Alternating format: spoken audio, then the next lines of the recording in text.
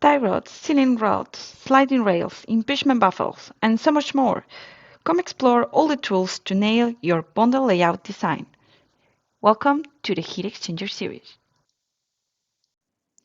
The heat exchanger module from AutoPIPE Vessel is even more powerful than the pressure vessels. Take this shell as example. We double-click to open its properties dialog, and we can see here that thickness is blank.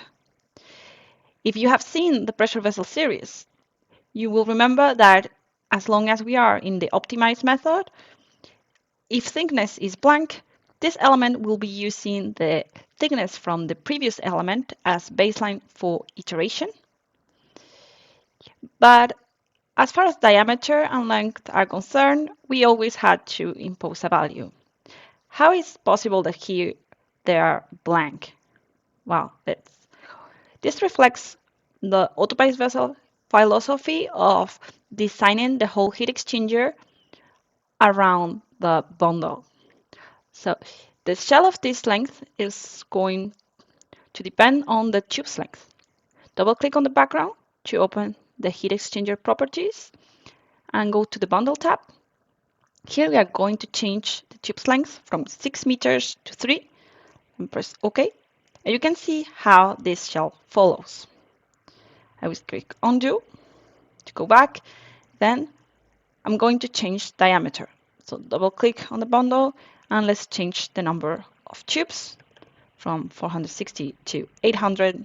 Press compute and you can see how it has gotten much bigger.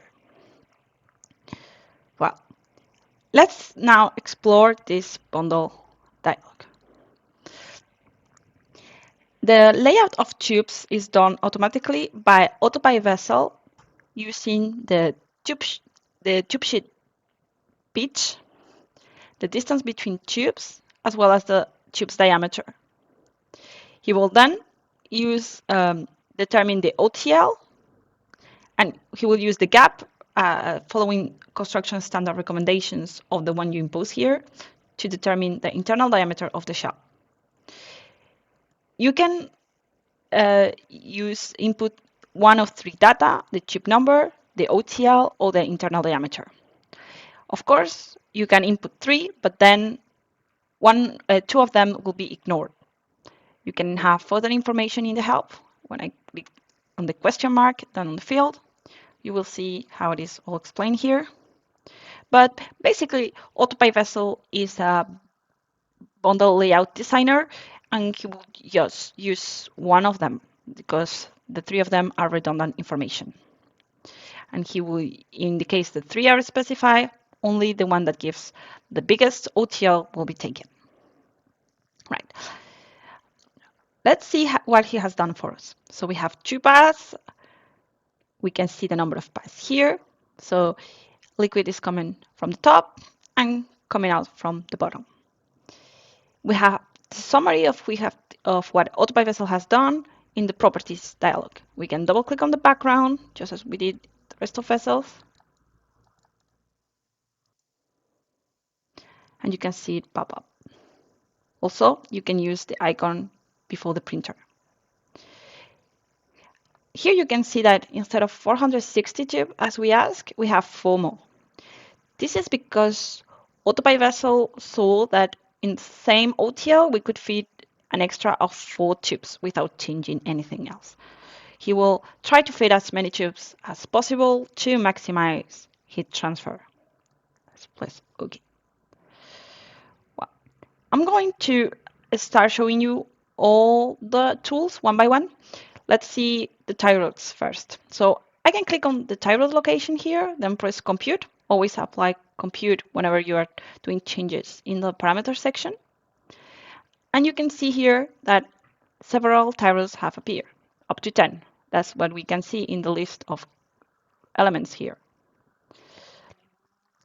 If you hover on them, you will find the names of them. So let's keep tie rod 5 and 7 for time being. I will uncheck the tie rod location option and then press compute.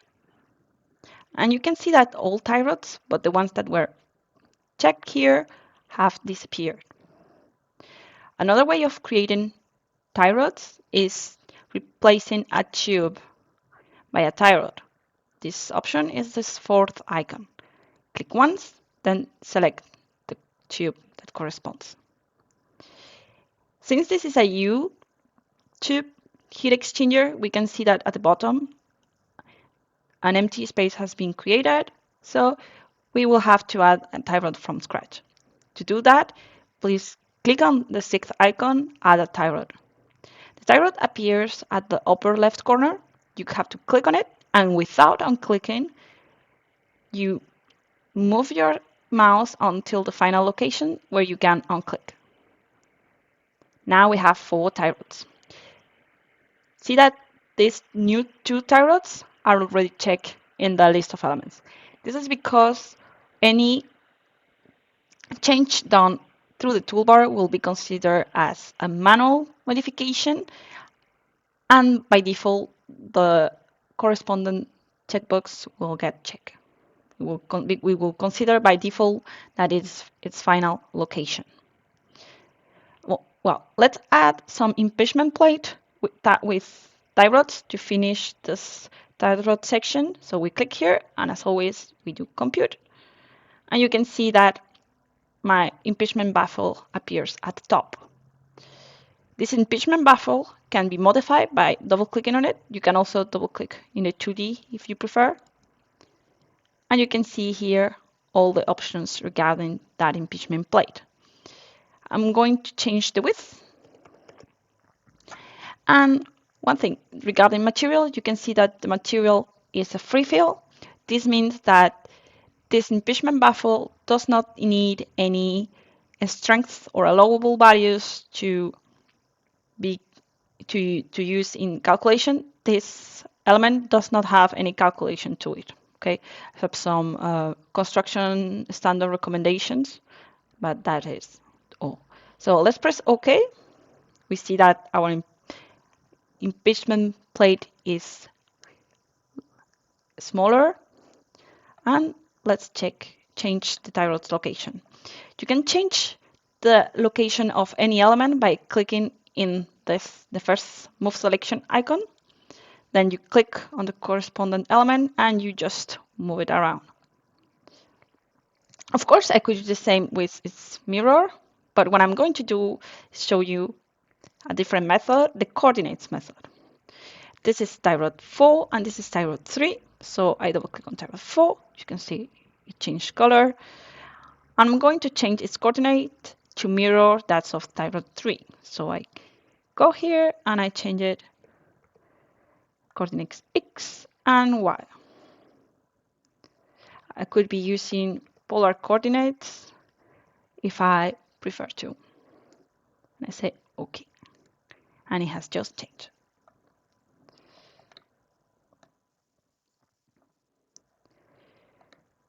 Let's go for the sliding rails. We can use this include sliding rails option, compute as always, and they appear at the bottom. We can move them using the first icon, move, or again, we could double click and change the coordinates.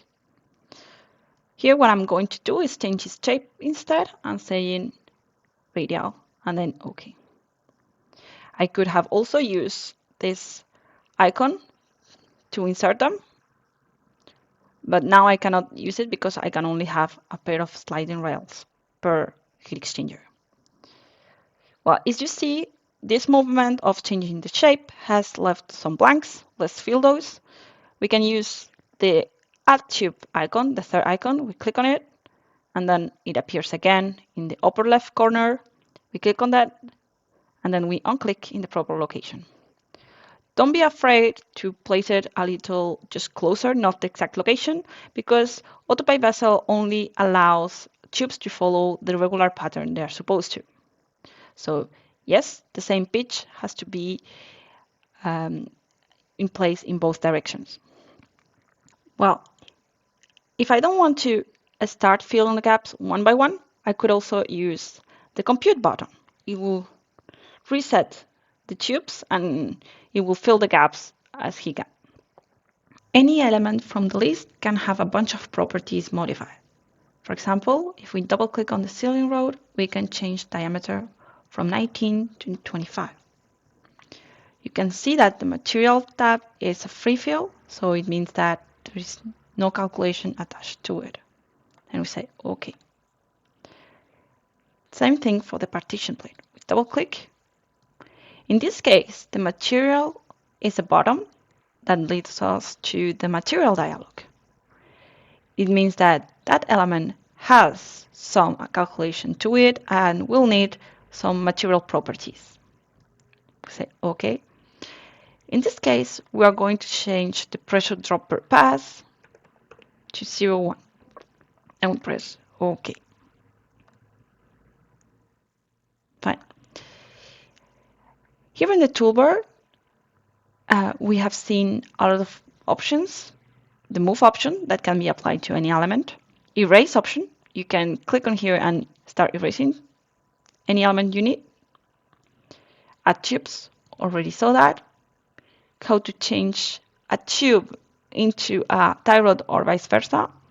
Add a tie rod from scratch. Are some sealing strips. Again, if I click, it appears at the upper left corners and I can just move it around to place it correctly. I can add a second pair to mirror this one.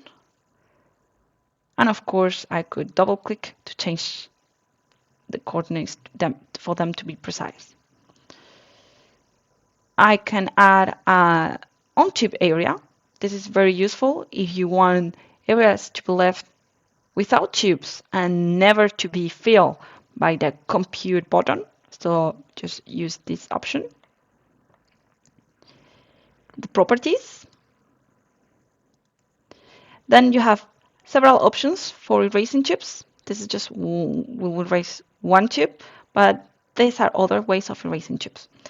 The only disadvantage, as I mentioned, is that the compute button may fill those gaps. Let's press OK to see these changes reflected on our 3D model, how these new elements just appear. And hope to see you in next video for the rest of functionalities in the bundle layer.